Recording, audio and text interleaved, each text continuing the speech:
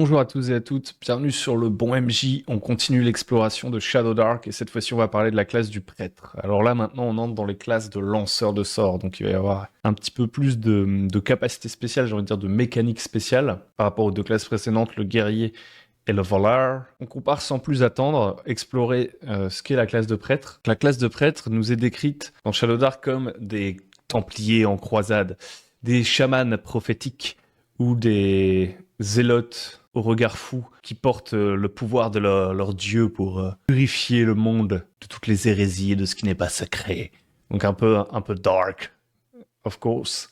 Donc on voit déjà que a priori cette classe est censée nous permettre de couvrir différents thèmes quand même de la fantasy. En fait, c'est juste qu'on a un pouvoir qui nous est apporté par notre divinité. On va voir que la classe de prêtre, même si je la trouve très très cool, je trouve que en termes de saveur, je vous le dis tout de suite, je trouve qu'elle couvre pas bien justement tout ce qui est possible en fait en termes d'archétypes de fantasy liés aux divinités, notamment parce que leurs sorts en fait relèvent pour la plupart, alors on pourrait les décrire d'une manière différente, évidemment, leur donner une autre saveur en termes de description, mais je trouve que pour la plupart, sont quand même dans l'imaginaire collectif, très liés au pouvoir du sacré, des prêtres qui soignent, etc. etc. Donc j'ai du mal à imaginer que un prêtre qui ait ces sorts-là, en fait, soit un prêtre peut-être d'un dieu maléfique ou je sais pas quoi.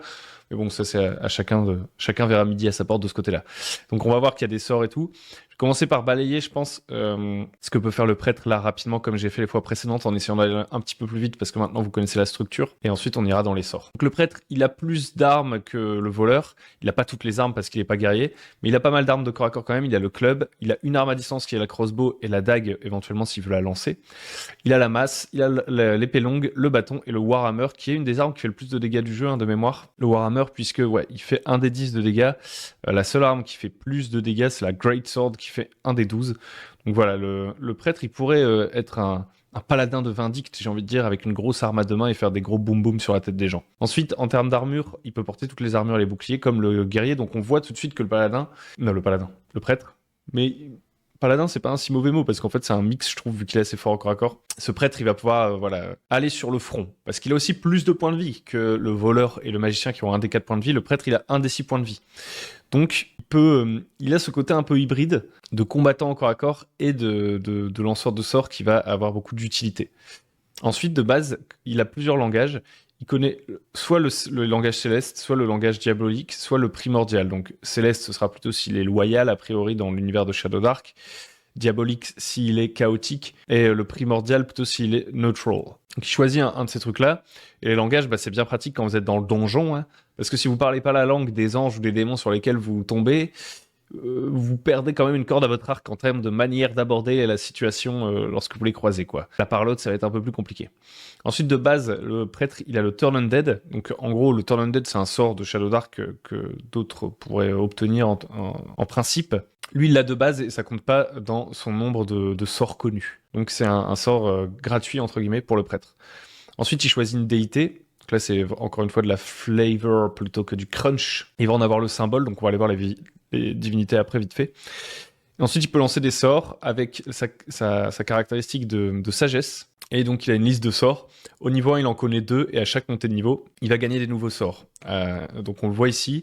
Au niveau 1, il va avoir 2 sorts de niveau 1. Au niveau 2, il va avoir 3 sorts de niveau 1. Et à partir du niveau 3, boum, il gagne son premier sort de niveau 2. Etc. etc. Jusqu'au niveau 9-10, où là, il aura 3 sorts de niveau 1, 3 sorts de niveau 2. Au niveau 10, 3 sorts de niveau 3, 2 sorts de niveau 4 et 2 sorts de niveau 2 au maximum. En sachant que c'est vraiment un maximum pour le prêtre, contrairement au magicien, parce qu'il me semble pas que le prêtre il ait de mécanique pour apprendre des sorts supplémentaires en dehors de son évolution en niveau.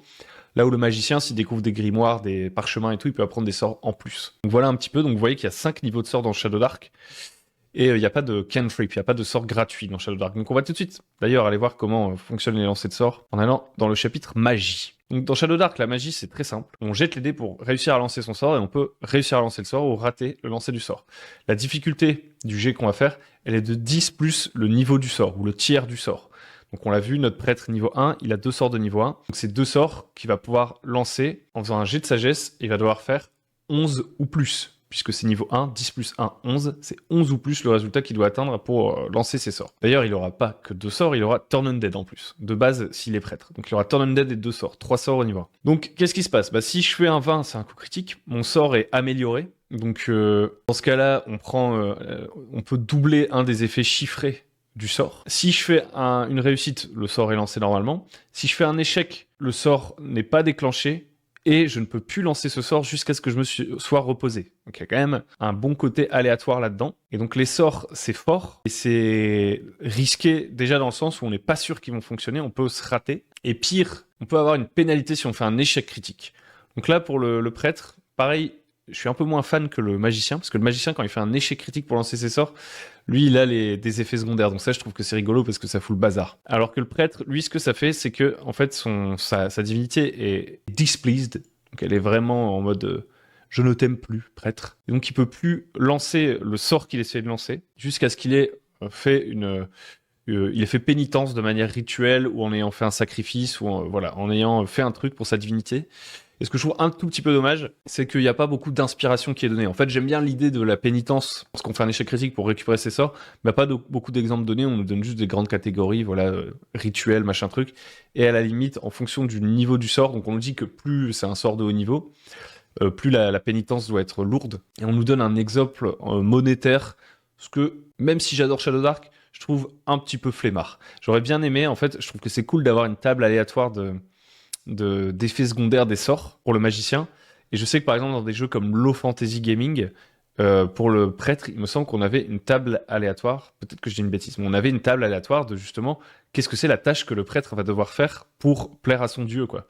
Et je trouve que voilà, ça manque un petit peu, j'aurais bien aimé. En plus, j'adore l'aléatoire, donc une table aléatoire de pénitence, ça aurait été cool. Vous l'avez compris, du coup, 4 résultats possibles: réussite critique, réussite classique, échec, échec critique, pour lancer les sorts. Ensuite, pour lancer les sorts, il y a la possibilité de se concentrer. Il y a des sorts qui ont le focus, donc c'est-à-dire qu'on peut les maintenir. Donc on lance le sort, et ensuite, à chaque tour, on doit faire un jet pour voir si on arrive à le maintenir, sachant que ce jet ne nous prend pas tout notre tour, donc on peut faire d'autres choses en plus de maintenir le sort. Et sachant aussi qu'on va devoir faire des jets de focus supplémentaires si jamais on est perturbé, etc., qu'on nous attaque et tout et tout. Et sachant, enfin, toujours par rapport au focus, que qu'on ne veut pas avoir 2 sorts sur lesquels on se focus en même temps. Donc on verra après les sorts de niveau 1 du prêtre. Je vais retourner vite fait sur la fiche de classe du prêtre, maintenant que je vous ai expliqué comment fonctionne la magie.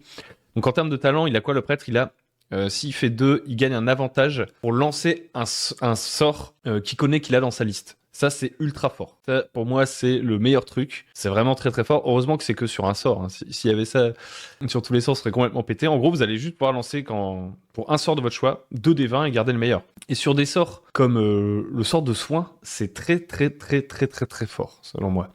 Parce que vous l'aurez compris, contrairement à Donjons et Dragons 5e édition, par exemple, vous n'êtes pas limité dans le nombre de sorts que vous pouvez lancer. Enfin, virtuellement, vous ne l'êtes pas. C'est qu'à partir du moment où vous allez rater le lancer de votre sort que vous allez plus pouvoir l'utiliser. Mais si vous réussissez tout le temps le lancer de votre sort, vous pouvez le lancer à l'infini.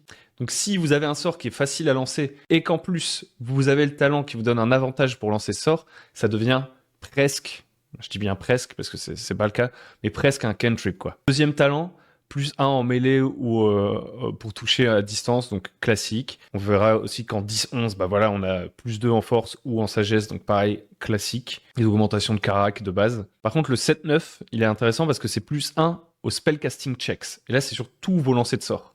Donc, je peux vous dire que si vous avez maxé votre sagesse, c'est-à-dire que vous avez plus 4 en sagesse, que vous avez je sais pas, une fois le talent qui vous donne plus 1 en spellcasting, vous avez plus 5 pour lancer vos sorts, et qu'en plus, sur un de vos sorts, vous avez l'avantage pour le lancer, et que c'est un sort pas trop dur à lancer, genre un sort de niveau 1, donc la difficulté est de 11, bah voilà, déjà de base, il faut faire, grosso modo, disons que vous êtes un peu maxé, pour rater le sort, il faudrait faire 4 ou 5, quoi. Si vous avez l'avantage, autant dire que vous allez quasiment jamais rater ce sort. La seule situation dans laquelle vous pourrez rater ce sort, c'est vraiment de la pire malchance, et surtout, en plus, vous allez réduire, en lançant ce sort, vos chances de faire un échec critique. Parce que si vous faites un jet avec avantage, même si vous avez un 1 sur vos D20, vous choisirez sûrement l'autre résultat. Tout ça cumulé, ça fait que vous allez quand même pouvoir, peut-être, en fonction des talents que vous avez, être un prêtre qui va spammer beaucoup le même sort, en fait, peut-être, ou pas, en fonction. Et aussi, plus ou moins, si vous avez plutôt tiré les talents de mêlée, d'attaque à distance, et que vous avez décidé d'augmenter votre force, vous allez peut-être être un prêtre qui va plutôt s'appuyer sur ses capacités de corps à corps, et les sorts, ce sera plutôt des trucs utilitaires qu'il utilise plus rarement. Donc, en fait, en fonction des talents que vous allez tirer, vous allez être plus un lanceur de sorts ou plus un combattant. En termes d'Ancestry, on va aller voir vite fait. Vous commencez à les connaître si vous avez vu les 2 vidéos précédentes. Le nain, il va vous donner plus de points de vie, donc c'est intéressant si vous êtes un prêtre qui va plutôt aller au corps à corps que de lancer des sorts. Parce que faut savoir que c'est vrai que comme on n'a pas parlé des mécaniques vraiment de base de Shadow Dark, je vous l'ai pas dit, mais dans un tour dans Shadow Dark, c'est simple. Vous pouvez vous déplacer et faire une action. C'est ça la règle de base. Qu'en fait, si vous êtes plutôt un prêtre qui va lancer des sorts, bah vous n'allez pas pouvoir lancer un sort plus taper. Il n'y a pas les actions bonus, il n'y a pas 50 000 trucs. Donc si vous êtes plutôt un lanceur de sorts, c'est très certainement que vous n'allez pas aller en mêlée tout de suite. Vous allez plutôt essayer de lancer des sorts au début du combat, peut-être pour buffer vos alliés. Ensuite, vos alliés vont aller en mêlée et vous allez continuer à lancer des sorts derrière, par exemple. Gobelin, bah, vous pouvez pas être surpris. Encore une fois, c'est très bien, peu importe la classe que vous avez. Je pense que c'est particulièrement intéressant quand même pour le prêtre. Enfin, j'y vois une bonne utilité, c'est quand même, comme il a des sorts qui servent un peu à buffer les alliés, le prêtre, ou peut-être à protéger le groupe, le fait de pas être surpris, ça peut être très très cool. Parce que si vous perdez un tour parce que vous êtes surpris, et qu'au tour suivant, vous devez lancer un sort sur, je sais pas, l'arme du guerrier pour qu'elle soit enchantée, et que vous devez attendre 3 tours pour pouvoir commencer à faire autre chose, voilà, vous avez perdu beaucoup de temps en cas d'embuscade. Là, ça vous permet de mettre éventuellement un petit enchantement, un petit buff. L'elfe, bah, ça devient intéressant. L'elfe, je trouve que c'est un peu moins intéressant quand on n'est pas un lanceur de sorts. Juste là, prendre l'elfe et avoir +1 en bonus pour lancer des sorts, c'est hyper fort. Alf Orc, ce sera bien si vous êtes un prêtre qui va au corps à corps. L'alfing, bon, ça commence à devenir un peu moins intéressant, l'alfing. Le fait de devenir invisible, vu le rôle que vous essayez d'avoir, d'être un peu un rempart, d'aider les autres et de les inspirer, tout ça. Même en termes d'archétype de fantasy, être le bonhomme qui disparaît, ça colle un petit peu moins, mais bon, c'est toujours utile d'avoir la capacité de l'alfing. Et l'humain, bon bah, l'humain c'est fort avec tout, hein, concrètement. Donc du coup, allons voir au niveau des sorts. Donc qu'est-ce qu'il a comme sort, le prêtre? Il a soigner les blessures, qui est très très fort si vous pouvez le spammer, comme on disait tout à l'heure. Il a Holy Weapon, qui permet de buffer l'arme d'un allié. Light, Protection from Evil. Mais de toute façon, on va cliquer dessus, on va y aller. Donc Cure Wounds, comment ça fonctionne? Sort de niveau 1, durée instantanée, portée corps à corps. Vous touchez un allié, et vous le soignez. Vous lancez un nombre de D6 égal à 1 plus la moitié de votre niveau. Donc c'est-à-dire arrondi à l'inférieur. Donc ça veut dire que au niveau 1, vous lancez 1 dé, au niveau 2, vous lancez 2 dés, puis au niveau 4, vous lancez 3 dés, et ainsi de suite. Ce sont des D6, et c'est le nombre de points de vie que vous rendez à vos alliés. C'est ultra fort. C'est genre pété en fait. Donc le prêtre, vraiment, si vous voulez être un bot de soins, bah, ça marche bien. Alors évidemment, vous n'allez pas avoir envie de faire que ça. Et puis, c'est légèrement à pondérer parce que dans Shadow Dark, voilà, comme on n'a pas énormément de points de vie, vous n'allez pas toujours être dans la situation, admettons, où votre guerrier, il a genre 200 points de vie, il se prend un coup, il se prend plein de coups pendant un tour, il arrive à 100 points de vie, et là, vous essayez de remonter ses points de vie pour le maintenir à flot. Il peut vraiment y avoir des tours où certains des PJ vont se faire one-shot. Et quand vous faites one-shot, le Cure Wounds, il devient moins intéressant parce qu'il sert plus qu'entre guillemets à vous relever et plus tellement à vous permettre de vous maintenir en combat. Sachant aussi que je pense que dans un jeu comme Shadow Dark, il faut que le MJ, s'il voit qu'il y a une stratégie qui devient un peu trop optimale, il commence à adapter sa stratégie. Si y a un prêtre, par exemple, qui devient qui en fait se contente d'être une sorte de machine à soins, peut-être que au bout d'un moment, les adversaires vont commencer à être assez intelligents pour s'attaquer au prêtre. Ça, c'est une chose. Donc en fait, ce qu'il faut comprendre avec Cure Wounds, c'est que c'est très très fort de base, et donc ça c'est cool, c'est pas un soin négligeable. Un des 6 points de vie, honnêtement, c'est énorme par rapport au nombre de points de vie que les PJ ont, mais c'est à pondérer avec le fait que les PJ meurent assez vite, donc ça va pas juste vous permettre de maintenir, de rester derrière et de garder en vie votre ligne de front, et aussi ça va faire de vous une cible prioritaire. Maintenant, ce qui est intéressant, comme on le disait, c'est que vous pouvez l'utiliser à l'infini si vous arrivez si vous ratez pas le sort, en fait, vous pouvez le faire autant de fois que vous voulez. Donc si vous avez le talent qui donne l'avantage pour lancer un type de sort, etc., honnêtement, je vois pas beaucoup de raisons de le mettre sur autre chose que Cure Wounds, pour le moment, en tout cas de l'expérience que j'en ai. Je trouve ça super fort. Autre sort, Holy Weapon. Donc, Holy Weapon, qu'est-ce que ça fait? Toujours tier 1, ça dure 5 rounds, donc vous n'avez pas besoin de focus pour le maintenir. Et c'est au corps à corps. Une arme que vous touchez est imprégnée d'une bénédiction sacrée. Et elle devient magique, et donc elle a +1 à l'attaque et aux dégâts. Donc comme il n'y a pas de focus, potentiellement, vous pourriez le faire sur chacune des armes des membres de votre groupe.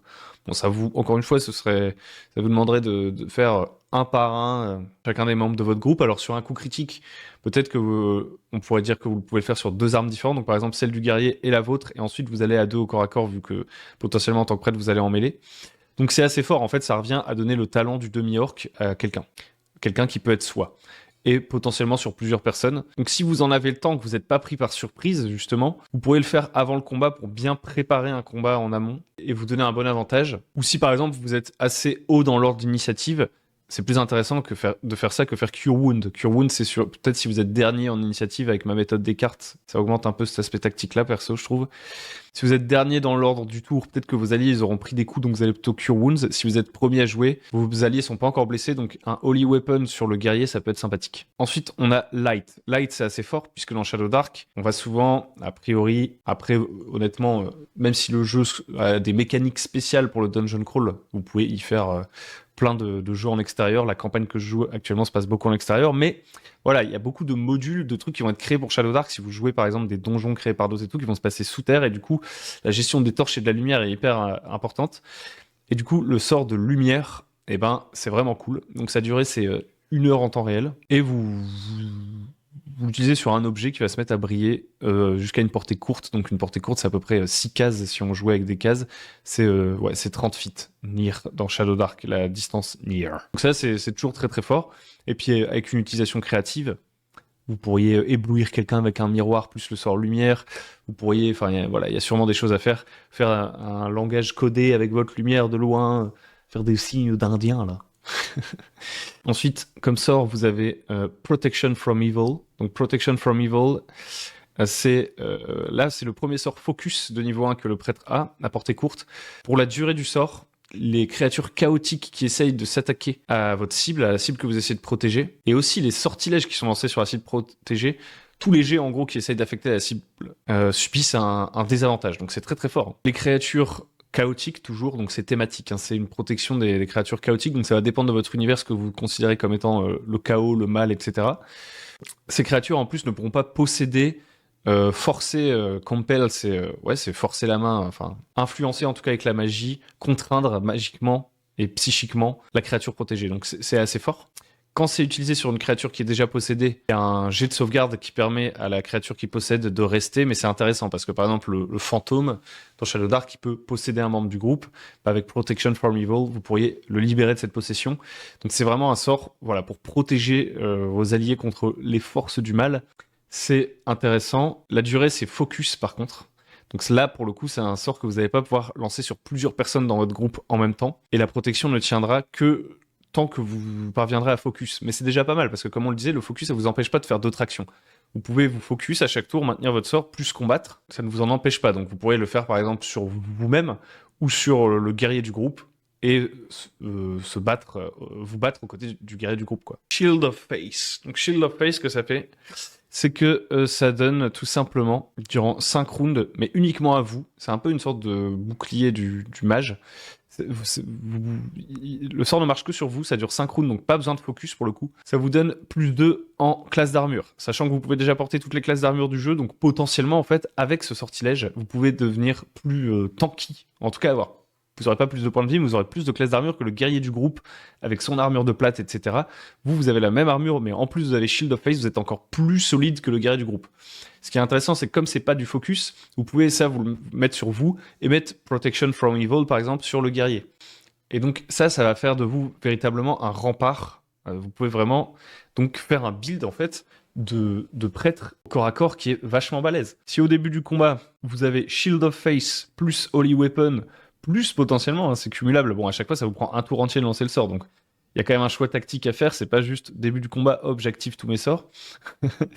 Mais vous pourriez cumuler, vous voyez, Shield of Face plus Holy Weapon, et honnêtement, venir concurrencer le guerrier. Alors le guerrier en montant en niveau, au bout d'un moment, vous n'avez plus trop le concurrencer sur l'attaque. Mais voilà, tant que ces sorts sont disponibles, parce qu'on se rappelle qu'on peut rater les sorts, les perdre, etc., ce qui fait que vous êtes moins reliable, comment on dit ? Vous êtes moins constant que le guerrier, on va dire, en combat. Mais tant que vous avez vos sorts, en fait, vous pouvez le challenger, surtout à bas niveau. Ensuite, dernier sort de niveau 1, c'est Turn Undead, qui est un peu le sort signature des prêtres, hein, dans pas mal d'univers de fantasy.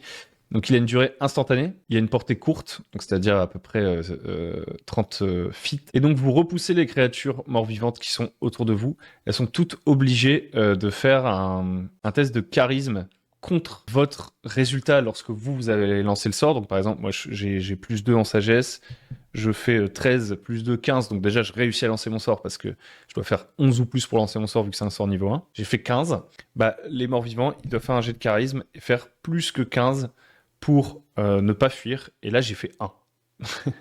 Donc du coup, mon mort-vivant, il devrait fuir, et même pire, parce que si on continue la lecture, il y a un effet encore plus fort. Si la créature mort-vivante fail de plus de 10 de différence avec la difficulté, donc en l'occurrence, si j'avais fait 15, si elle fait 5 ou moins du coup, elle est détruite. Alors c'est seulement par contre si elle est de niveau égal ou inférieur à votre propre niveau. Donc il faudra que si vous êtes niveau 1, il faut que ce soit un mort-vivant de niveau 1 ou moins, que l'effet de destruction puisse s'appliquer. Ça pourrait pas marcher sur une liche par exemple tant que vous êtes niveau 1. Donc soit elle est détruite si elle fail complètement, soit elle doit fuir pendant 5 rounds. Donc honnêtement, c'est très très très très fort, hein. Surtout dans un univers comme Shadow Dark où les morts-vivants et tout, ça c'est très dans le thème. On est moins dans de la fantasy toute joyeuse, gentille, où on combat. Enfin voilà, les morts-vivants, ils sont là, quoi. On est là, quoi, nous les morts-vivants. Donc je vais m'arrêter au sort de niveau 1, parce que c'est une présentation vite fait des classes. Vous voyez que il n'a pas un choix immense de sorts, le prêtre, donc il est assez focalisé en termes de gameplay. Le magicien, il en a quand même pas mal de plus, et surtout le magicien, au cours de sa carrière, il pourra en apprendre plus grâce au parchemin, etc. Dans le prêtre, il est plus focalisé. Il a des sorts très très forts, mais peut-être que je ferai une vidéo sur les sorts de haut niveau plus tard. Parce qu'en plus, c'est un sujet que je connais un petit peu moins, parce que pour l'instant, j'ai joué autour des niveaux 1 à 4. J'ai fait une trentaine de parties, et je crois pas qu'il y ait eu plus que le niveau 4. Donc je peux encore aller tâter vraiment les gros sorts, je vous ferai des retours là-dessus. Voilà, vous voyez que c'est pas compliqué de jouer un prêtre. Son rôle est assez précis, vous allez plutôt être soit une sorte de rempart pour votre groupe, je pense, soit plutôt un lanceur de sorts et un soigneur très très très efficace. Plus efficace a priori que dans les autres jeux où on a des prêtres. En tout cas, tant que vous avez de la chance au dé. Mais ça, c'est le cas pour tout dans Shadow Dark. Tant que vous avez la chance au dé, vous allez pouvoir soigner virtuellement à l'infini. Et ça, c'est très cool. On peut aller voir vite fait les divinités. Les divinités, donc on a Sainte Eragnis, qui est un peu la déesse légendaire, une sorte de chevalier, déesse de la justice et de la civilisation, donc classique. Ged, qui est la divinité neutre de la paix et à la fois en fait de la paix qu'on retrouve dans la nature, dans les sanctuaires de la nature, mais aussi de la rage primordiale des tempêtes, donc vraiment la divinité de la nature. Madira, qui est plutôt une sorte de déesse du destin. Horde, qui va être un dieu de la sagesse, des secrets et de la magie peut-être, de la connaissance. Memnon, qui va être une divinité du chaos, pour le coup, qui est un peu une ennemie de Madira et qui essaie de détruire le destin. Ramlat, qui va être une divinité du pillage et des barbares et des hordes de barbares, etc. Shun's Vile, qui va être la déesse des secrets, mais cette fois-ci plutôt des conspirations, des sorcières et des ensorceleurs, des heures sombres, des manigances. Et The Lost, qui sont des dieux perdus auxquels on peut donner un peu ce qu'on veut. Donc ça, c'est les dieux de base de Shadow Dark. En fait, il n'y a pas vraiment de lore de Shadow Dark. Enfin, au travers des modules, etc., il y a un peu un univers, etc. Mais à chaque fois, c'est du très activable. C'est pas du lore des chronologies, genre en moins 1000, la déesse Libushka a fait ceci, cela. Et en fait, moi, je trouve ça cool. Je préfère ça. Et, parce que j'aime bien créer mes propres trucs, tout simplement. Et pas avoir à faire trop gaffe à qu'est-ce qui est canon avec l'univers préexistant et tout. Mais je garde les divinités de Shadow Dark parce que je trouve qu'elles ont des noms badass, que les concepts sont cool. Et en fait, moi, j'ai fait une distinction un petit peu entre les dieux de la tour dans mon univers et les dieux discordants. Les dieux de la tour, c'est tous ceux qui sont alignés sur le destin et qui essaient de faire fonctionner le plan de l'univers tel qu'il était censé être conçu des millions d'années auparavant. Mais évidemment, il a déjà bien dérivé. Donc, on va dire que c'est des dieux qui sont ni bons ni mauvais, mais par contre, ils sont butés sur l'idée d'exécuter un plan précis. Et en face, les dieux discordants, c'est toutes sortes d'autres divinités, soit qui ont trahi les dieux de la tour, soit qui, par la force des choses, seront devenus des entités suffisamment puissantes pour qu'on les considère comme des dieux, en fait, maintenant. Et voilà, moi, j'ai créé cette sorte de petite dichotomie. En tout cas, ce que je voulais dire, c'est que je trouve que les sorts de prêtres tels que j'ai pu vous les montrer là, je sais pas vous, mais ils font plutôt sort du bien, entre guillemets, genre on soigne et tout. Alors, il y en a certains on verrait facilement se convertir dans des trucs un peu plus dark. Par exemple, Holy Weapon, si vous êtes un truc du chaos, ça peut être j'enflamme de flamme démoniaque mon épée, vous voyez. Mais bon, globalement, ça reste des trucs pour buffer ses alliés, etc. Des fois, ça collera pas toujours, je trouve. Et il y a, je vous en parlais la dernière fois, des Cursed Zine, qui sont des extensions de Shadow Dark, entre guillemets, dans lesquelles il y a d'autres classes. Et je trouve que pour certaines divinités, le Warlock, donc l'occultiste correspond un petit peu mieux. Donc c'est pas un lanceur de sorts le Warlock, mais il a plus des dons entre guillemets qui sont liés à la nature de la divinité de son patron en fait. Et je trouve que pour certaines divinités, voilà, ça collera mieux que le prêtre. À vous de voir. Après, je pense qu'en termes de saveur, on pourrait très bien dire que le bouclier de la foi là qui augmente la classe d'armure, bah, c'est des flammes démoniaques qui viennent vous recouvrir et qui font hésiter les adversaires qui essayent de vous attaquer, tout ça, tout ça. Mais voilà, je trouve que quand même la classe de prêtre reste plutôt thématisée classe du bien, les goûts et les couleurs. Allez, on va finir classiquement avec les titres. Donc les titres de prêtre, acolyte. Donc là, on est en lawful, acolyte, crusader, templar, champion, paladin. Donc là, on est vraiment sur, vous voyez, les bons chevaliers du bien avec les pouvoirs des dieux de la tour qui les suivent là. Chaotic, initiate, zealot, cultist, scourge, chaos knight, donc le pendant inverse.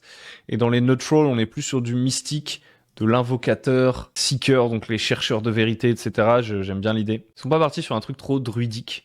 D'ailleurs, il n'y a pas de classe officielle de druide, il y a des suppléments qui arrivent et qui vont apporter ça, qu'on pourra peut-être couvrir hein, si vous kiffez comme moi Shadow Dark, on va pouvoir regarder tout ce qui sort, c'est cool. Mais vous voyez, le prêtre après, on verra à d'autres occasions, je vous laisse un petit peu l'image, mais il va avoir des sorts un petit peu plus assez intéressants pour donner des ordres, parler aux morts, faire des prémonitions, et aussi des sorts plus d'attaque par la suite. Donc ça va pas être que un soigneur. Pas mal de choses qu'on couvre pas dans la vidéo, mais ce qu'il faudra comprendre, grosso modo, c'est que le prêtre, c'est surtout une classe thématique, corps à corps, plus mon dieu est derrière moi et j'essaye de suivre le code moral de mon dieu. Et lorsque je rate mes sorts, je dois faire pénitence pour pouvoir les récupérer. Et en termes fonctionnels au niveau 1, c'est un soigneur, mais ensuite, voilà, il va se diversifier. Donc voilà, j'espère que vous avez apprécié ce côté, ce côté, cette petite exploration de la classe de prêtre. Est-ce que vous allez, dites-moi, jouer un prêtre plutôt au corps à corps ou plutôt un prêtre qui lance des sorts? Pas la peine d'essayer de me répondre, il va falloir lancer les dés pour voir quelles caractéristiques vous obtenez avant de faire ce choix, mes amis.